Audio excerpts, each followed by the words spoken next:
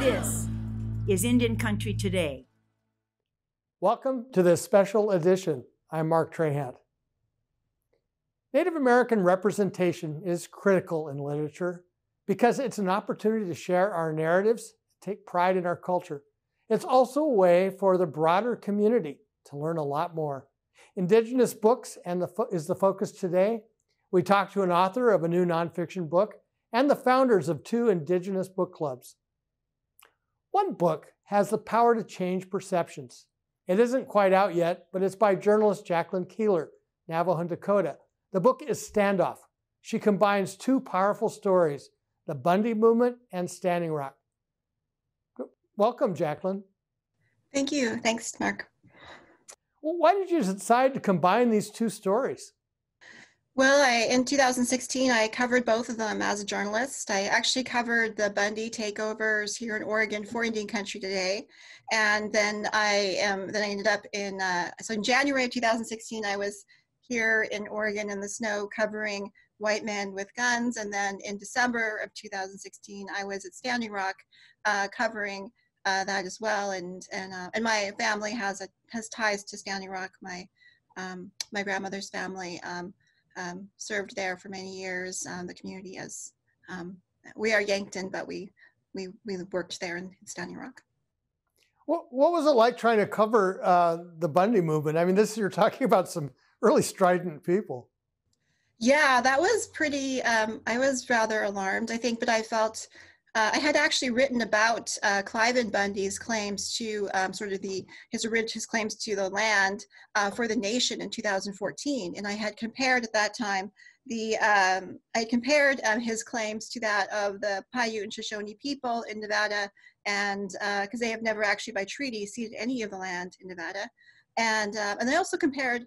At the time, I was already doing a comparison between this sort of very far right, mostly white-based American sort of, I guess, politicking or to the Keystone XL pipeline, which some of my family members on the NQC reservation are active in, and so I did a comparison between those 2. You had a great review already in Kirkus Review of Books, and one of the stories that was told there that I thought was really telling was about the contrast with toilets. At Standing Rock, the tribe was paying $1,000 a day for chemical toilets and the dumpsters to basically minimize the impact. While at the takeover in Oregon, they were using backhoes and getting into the ground and leaving feces and just making a mess. Yeah, I think that was really, a lot of people don't realize that what the tribe did, the Standing Rock Sioux tribe did to negotiate to make sure that they would preserve that area as well, and that was part of the agreement that they made with the Army Corps of Engineers. But yeah, there was, overall, I think you see, even here during COVID, during the pandemic, you see a very different approach from the tribes towards anything they do, compared to these sort of very right-wing Republican, mostly Republican, conservative, rural activists. Well, and extraordinarily double standards. And it wasn't just, I mean, toilets is a really convenient one, but the dangerous one is guns and how people carried guns. I mean, the thing about Standing Rock was how nonviolent it was. Exactly. And it's sort of course, Lakota people in particular, when you're talking about Standing Rock, you're talking about the Hunkpapa people primarily, who were, their leader was Sitting Bull, and you're talking about folks that are renowned as warriors, and yet they chose to take a stand nonviolently and were brutally met with brutal repression. And then really to try to understand this difference, I really looked at sort of, I do an examination of sort of the philosophies that guide each group and each people. And I do a historical analysis of that. Because of course the Bundys are, they're carrying these little pocket constitutions, and they're, making little proclamations that came out of the Revolutionary War, which was really a war to gain access to Indian land, right? And so I go through the whole history of that, and then I compare that. Luckily, in my own family, my grandmother's first cousin was Vine Deloria Jr., and her aunt was Ella Deloria, so she's my great-great aunt. And I actually see this book, Standoff, as sort of the third in a series in my family in sort of reactions to sort of where we are right now in Indian country. My great aunt Ella's books, Speaking of Indians, was published in the 1940s, and it was a reaction to the Indian Reorganization Act, an examination of how this was impacting our communities, our Lakota and Dakota communities in particular. And then Vine, of course, wrote his book, Custer Died for Your Sins, after having been head of a Native organization, National Native Organization, the National Congress of American Indians, during the Civil Rights Movement in Washington, D.C. in the 60s. And so I think that this is sort of another moment where we can, you know, and I refer a lot to some of that sort of the historical writing within my own family. What were some of those themes that were shared by the two groups? What struck you? Let's see. So, you know, of course, it's the claims to the land. And when I wrote about it in The Nation in 2014, I contrasted the ways in which, you know, the Dakota and Lakota people had actually created this group called the Cowboy Indians, which was a unified group of white landowners in South Dakota and Nebraska against the pipeline with the tribes. And that the land had made them relatives in a way, right? Because for our people, you know, for Indigenous people, our identity, our creation story comes out of that relationship to the land and how it forms us as a people. And I mentioned in the book how my Lala used to say, we were not Dakota until we met the white buffalo calf woman. You know, before that, we were something else entirely. Once we met her, then we became Dakota, right? And so it's that she represents, of course, as a manifestation of the Great Plains of the land itself, and in a spiritual form that is powerful. And when we made those, when she gave us the pipe, the chahupa, we made an agreement with the land, with all the peoples already on the land, you know, the Buffalo Nation, all the different nations that were already there. And that defines us as a people. It orders us. It then creates sort of, I call it an algorithm of possibilities. So that's so then I compare that to the algorithm created by the creation story of a colonist, of colonialism, of a colonial nation, which I believe the United States still is. This isn't their homeland. This is, and I see what the Bundys were doing was an invocation of their rights as colonists. And I see Trump as the ultimate colonial leader, the expression of that. And so I contrast these two very different notions, these two very different algorithms. And the question then is, you know, how do we create a different story? How do we create a story that uplifts all of us, which we can be in relation to each other? And I give this lecture about how the U.S. is still a colony. And I ask usually it's mostly a white audience, and I ask them at the end, you're a colonist. You consider yourself to be an ethical person. Well, what would ethical colonialism look like? And it's kind of a spurious question, but it's the actual question that they are presented with their circumstances, with their lives, with their identity, right? Their relationship to the land that they live on. And so, so that's sort of the question the book asks. And I do, yeah, I really examine the sort of, you know, a lot of what we know about the Revolutionary War is propaganda. And so I kind of redraw I bring things up in history to kind of reframe the issue and reframe sort of the discussion that we're having in America today, which is really being brought to the fore by, you know, the armed response that we're actually looking at because of the election, right? We don't know if Trump's followers, how many of them are going to actually, you know, come out and do actually a militarized response. And so we don't, it's quite up in the air. I mean, hopefully nothing happens, right, on Inauguration Day, but we don't know that. And we know that they are trying to, Trump's is inflaming the situation as usual. And so it's, you know, during the election, of course, Walmart stopped selling guns and munitions because people were buying them so much that they were running out, but also because they were fearful that it was setting it up for an actual sort of actual violence. And so so this is where we are today. And I hope that Standoff, looking at these origin stories of each of these peoples, of Indigenous peoples and of colonists, that we can understand, have a framework to understand our dilemma, right? Because right now, all we have, all these right-wing Trump followers have is the propaganda that came out of the Revolutionary War. And it's actually quite inaccurate. You know, they actually, I go into the whole history of it, probably not enough time to talk about it here, so. One thing that strikes me from both what you just said and just the landscape right now is how the Bundy movement considers themselves victims. And yet they're the ones in positions of power. You look at the stories about the West, and it's all about the West being a place where all the red votes are, when in fact, if you look at tribal communities, it's the bluest part of the United States, just in electoral terms. How does that play out in your story? Well, yeah, I think that we have to understand, one of the things I really began to focus on when I was doing the research for this was the county level government, right?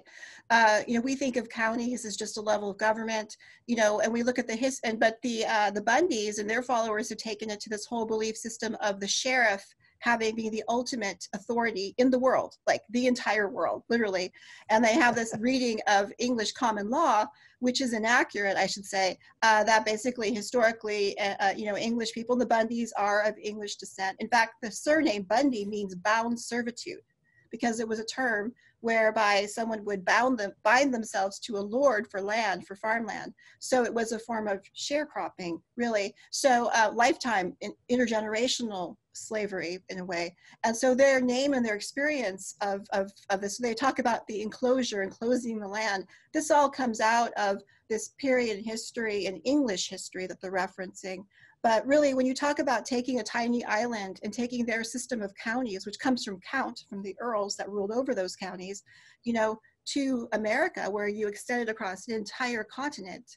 And so then you end up with these red states, right, whereby they're very low population, low density. Some of them still fall under frontier because they're so low density populated, and the age range is quite old, you know, that these have political power. And if you look, of course, at the creation of states, you know, they are incumbent on the subjugation of Native people, the bringing in of a population of mostly white men. And so when I really call into question the reason why the Bundys are so confident is because the system was built for them. Right, and that's where their smugness comes in. And of course, they have support. I mean, you know, Ammon Bundy was there supporting the Hammonds. The Hammonds were actually pardoned by Trump, who also, you know, revoked the no doubt vote decision, and then they were actually met at the prison by a billionaire who flew them home in his private jet. So they are smug for a reason. They know they're tied into the actual power structure that runs this country, and this country is a colonial country. So they know, you know, that that it is in the game is in their, you know. But I think that the politics of grievance, right, is a way of sort of, you know, coaching in a way in which they can never be wrong, right? They're Sure. never at fault, and we always are. The book is Standoff, and it'll be out in March. Thank you, Jacqueline Keeler. Sure. Carolann and Duro Serrano started the Indigenous Book Club back in August. The club has nearly 500 members. Welcome, Carolann. Humming Toms, thanks so much for having me. The Dani and Erin Book Club was founded virtually in October after the two decided to host a Louise Erdrich read-along together.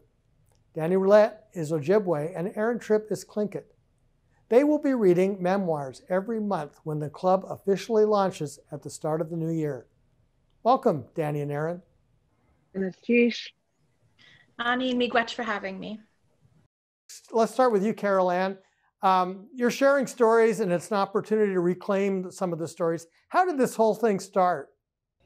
Yeah, it was kind of born from boredom during quarantine and deciding I wanted to read some more Native literature. I had been reading more Native books since last year, and I posted a YouTube video kind of suggesting to start a book club. And from there, someone reached out to me and helped me get it started, and then more and more people got involved. So it really just came from just an effort to read more Native authors. You know, it was funny with book clubs because in the pandemic, they may actually be better. I was thinking about, for most of my life, I've been members of book clubs, and people would use it as an excuse to get together and when they got together, nobody read the book. And this is one where you almost have to keep participating.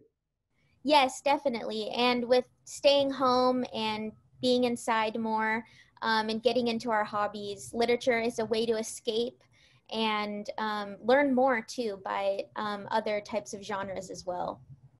What was one of the more impactful ones that was on your list? Braiding Sweetgrass was one of the best books that I've ever read, and reading it alongside with a bunch of book club members just really enhanced the opportunity. And especially reading it along so many other fellow Indigenous readers. So Braiding Sweetgrass was really like a monumental experience reading that. It really changed my outlook a lot on our relationship with plants, our relationship with the environment, Indigenous epistemologies and how it contrasts to colonial epistemologies of science. So yeah, that was one of, I think, the best reads of this year for our club. Oh, that's fabulous. The Dani and Erin book club was started by the two of you after collaborating on a read-along. How did that happen? In the before the pandemic, we had decided we wanted to read all of Louise Erdrich's backlist together and to read it with other people to lift up her voice, her Indigenous work, and discuss it with other people. The first 3 months of the book club were before the pandemic, and we were doing a lot of the discussion written on our, like we would put posts up and people would respond to discussion questions. But then after the pandemic, we started using Zoom to have these video ones and to connect with each other that way. And it's been so great that recently, like a couple months ago, we decided to start its own page for our book club. And so that's how Erin and Dani's book club was started. And we've been using it now, but the official start is January. How did you two meet being in different parts of North America? So I've been on Instagram running a book account, Bookstagram, for about 4 years. And I think Dani's about the same, but we met through that platform. When I first started my account, I didn't really think there were any other Native people on there. And so when Dani and I connected, I was so excited to have another Native person. And yeah, so that's how we became friends. We actually never have met in person. I'd be interested in hearing Carolann's take on this too, because I mean, now you're connecting through books. Yeah, definitely. I didn't even know about the Bookstagram community until I started this book club and started an Instagram for our book club. And I found so many other Indigenous readers out there. And yeah, some of my best friends that I've made this year have been from the book club. And I've really, even though we've never met in real life, we've got people in New Mexico, we've got people in Alaska, New York. Our members are all over, and so is our team. So I just feel such a deep connection, even though it is just virtual. It's still real. Where are your members in the Dani? It's the same for us, really.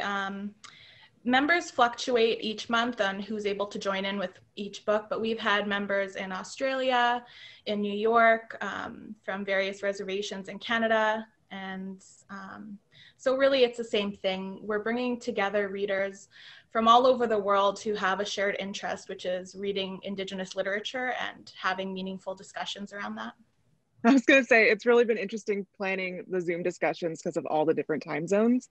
So the window is very small. How do you do that?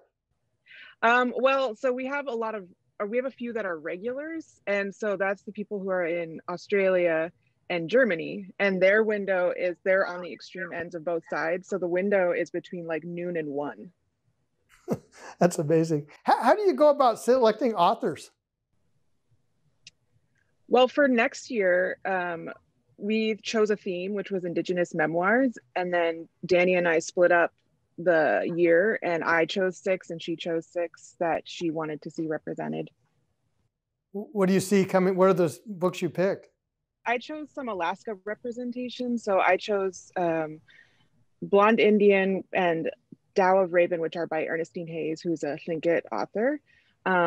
50 Miles from Tomorrow by Willie Hensley, who's an Inupiat author.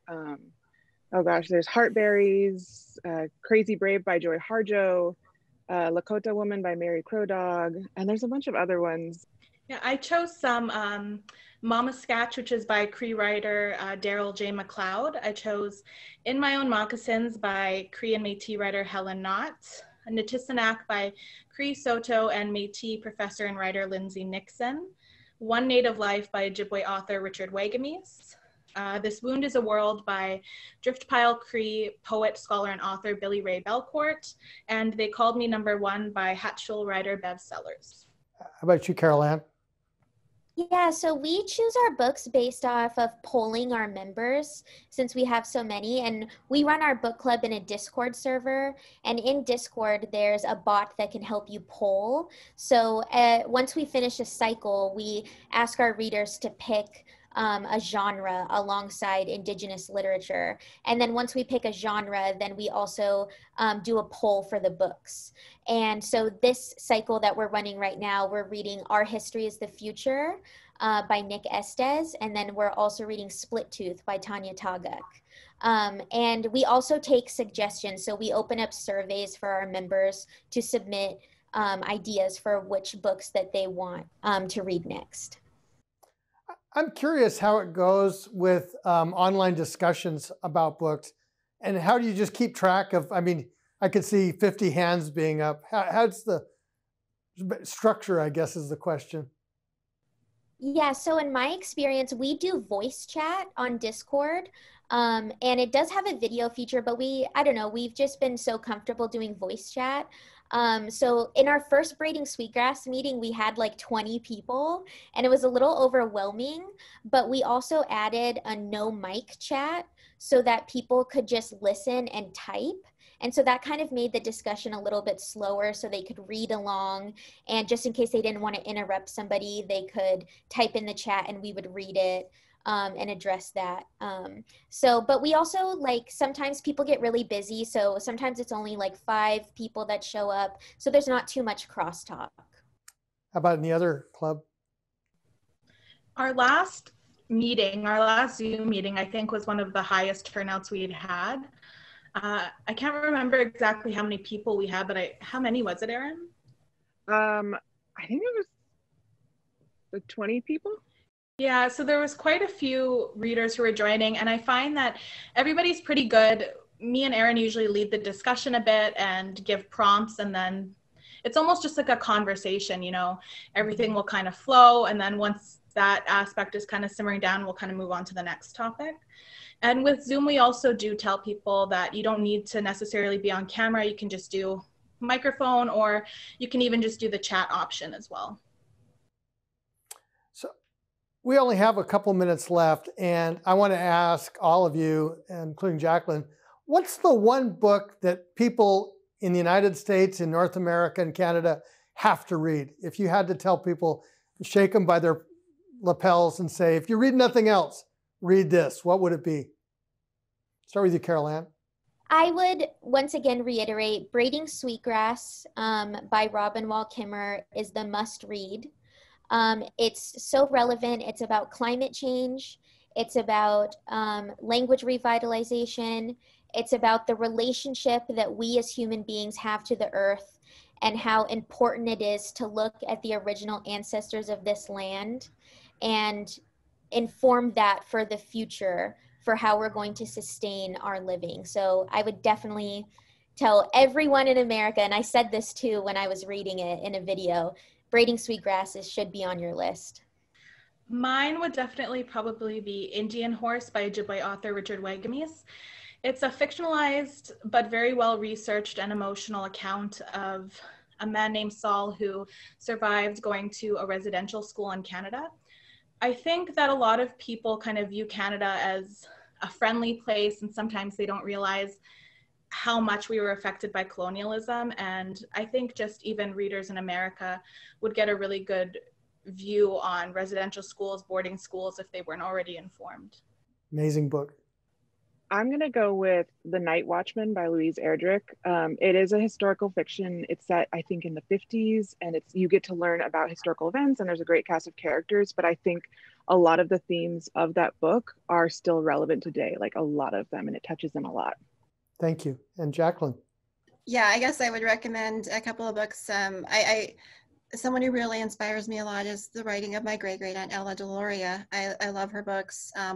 Water Lily is an ethnographic novel that she wrote using all of her and it was really inspirational for me to read that. I didn't read it till I was in college. It was assigned to me, but it really made me realize kind of what we have lost, and what the society that we could have had. And then the other book I would say would be this Big Horse the Warrior, which is by another great aunt of mine, Tiana Big Horse, which is from the Navajo side of my family, which is amazing. It's an actual recounting of like my great grandfather's experiences during fighting the Americans in the Long Walk. What I love about both of those books, Big Horse the Warrior and Water Lily, is it is told from the perspective of my actual family members. Well, thank you so much all for joining us. We're out of time. That's all for this edition of Indian Country Today.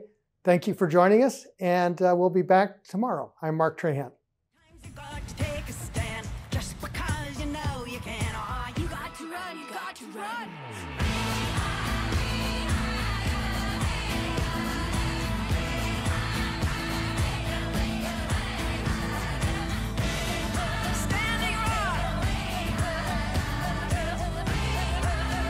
Indian Country Today is recorded at the Phoenix Indian School Visitor Center in Phoenix, Arizona. This is Indian Country Today.